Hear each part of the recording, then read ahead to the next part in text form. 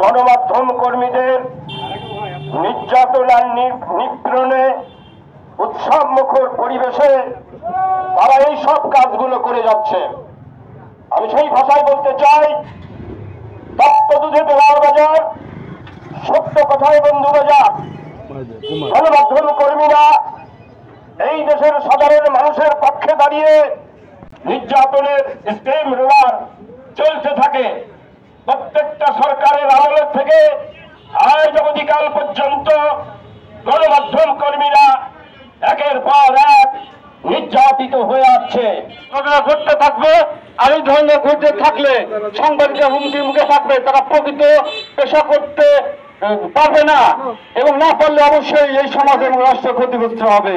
অর্থাৎ আমি বলতে চাই, প্রকৃত অর্থে যদি সমাজ এবং রাষ্ট্রের উন্নয়ন এবং নিরাপত্তা এবং প্রকৃত অর্থেই একটি সুশৃঙ্খল রাষ্ট্র গড়ে তোলার প্রত্যয় থাকে, তাহলে অবশ্যই আইন শৃঙ্খলা বাহিনীকে এদিকে নজর দিতে হবে। আজকে সাংবাদিকরা যুগে যুগে নির্যাতিত হচ্ছে, যেটা অব্যাহত আছে। তাই আমি আজকের এই মানববন্ধনের মাধ্যমে আমি বলতে চাই, বর্তমান অন্তর্বর্তীকালীন সরকার তাই আমাদের নিরাপত্তার ক্ষেত্রে তার দায়বদ্ধতা আছে, রাষ্ট্রের কাছে তার দায়বদ্ধতা আছে। সেখান থেকে তারা অবশ্যই এই নিরাপত্তা আইন শৃঙ্খলা বাহিনী তাদের সঠিক দায়িত্বের মাধ্যমে জনগণের সঙ্গে এই জনগণের দর্পণ সাংবাদিকতা পেশা যারা সাংবাদিক সংবাদকর্মী তাদের নিরাপত্তা নিশ্চিত করতে হবে। সম্মানিত সুধী, আমি স্পষ্ট করে বলতে চাই, এই হত্যার সঠিক এবং দ্রুত বিচার চাই। বিচারের নামে সময় ক্ষেপণ, প্রভাবশালীদের রক্ষা, প্রমাণ নষ্ট করা, এগুলো আমরা আর দেখতে চাই না। আমরা বিগত দিনে বহু দেখেছি। সেই সঙ্গে কোন সাংবাদিকের প্রাণ যাতে আর না দিতে হয়। রাস্তায় দাঁড়িয়েছি, কেন দাঁড়িয়েছি? আমাদের গাজীপুরের প্রতিদিনের কাগজের স্টাফ রিপোর্টার আসাদুজ্জামান তুহিনকে প্রকাশ্য দিবালোকে হত্যা করা হয়েছে। হত্যাকারীদের ছবি প্রকাশ হয়েছে,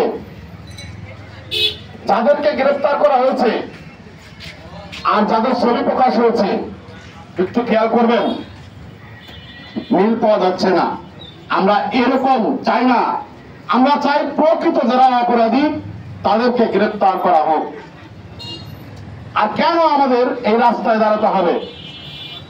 আমরা তো কারো শত্রু না, আমরা কারো বন্ধু না। আমরা সাংবাদিক, আমাদের পেশাগত দায়িত্ব পালন করি। আমরা অনিয়মকে তুলে ধরি। এটা হয়তো কারোর বিপক্ষে যায়, কারোর পক্ষে যাওয়ার সুযোগ নাই।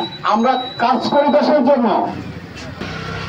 5ই আগস্টের পর আমরা নতুন বাংলাদেশ পেয়েছি, কিন্তু এই নতুন বাংলাদেশের কাছে কি আমাদের এই প্রত্যাশা? আমরা আগেও সাংবাদিক হত্যা দেখেছি, আবার বর্তমান অন্তর্বর্তী সরকারের আমলেও সাংবাদিক হত্যা হচ্ছে। তাদের পদক্ষেপটা কি? সরকারের কোন কর্মকর্তা বিবৃতি দিয়েছে? দেয় নাই। এই সাংবাদিকদের পরিবারের পাশে দাঁড়িয়েছে? দাঁড়ায় নাই। বিগত দিনে বালু, গৌতম দাস ইত্যাদি হত্যা হয়েছে, সাগরনী হত্যা হয়েছে, কোন হত্যার বিচার হয়নি। আমি প্রশাসনকে জানাতে চাই, অনতিবিলম্বে আমাদের ভাই তুহিন সাংবাদিককে যারা ফোন করেছে তাদের অনতিবিলম্বে দৃষ্টান্তমূলক শাস্তি এবং ফাঁসির দাবি করছি।